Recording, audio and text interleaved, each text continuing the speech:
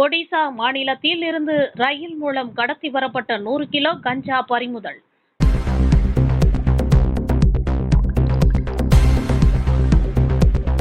ராணிப்பேட்டை காவல் நிலைய எல்லைக்குட்பட்ட பகுதிகளில் வெளி மாநிலத்தை சார்ந்த நபர்கள் கஞ்சா கடத்தி வருவதாக கிடைத்த ரகசிய தகவலின் அடிப்படையில் சிறப்பு பிரிவு காவல்துறையினர் மற்றும் ராணிப்பேட்டை காவல்துறையினர் இணைந்து நடத்திய சோதனையின் பொழுது கேரளா மாநிலத்தை சார்ந்த சுரேஷ் வயது 29 மற்றும் சுஜீன் வயது 22 ஆகிய 2 நபர்கள் ஒடிசா மாநிலத்திலிருந்து ரயில் மூலமாக 3 மூட்டைகளில் சுமார் 100 கிலோ கஞ்சாவை கடத்தி வந்ததை கண்டுபிடித்த காவல்துறையினர்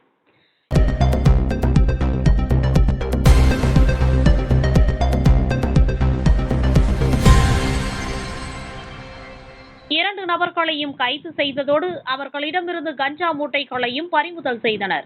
பின்னர் 2 நபர்கள் மீது ராணிப்பேட்டை காவல் நிலையத்தில் வழக்கு பதிவு செய்த பின்னர் நீதிமன்றத்தில் ஆஜர்படுத்தி சேலம் மத்திய சிறையில் அடைத்துள்ளனர்.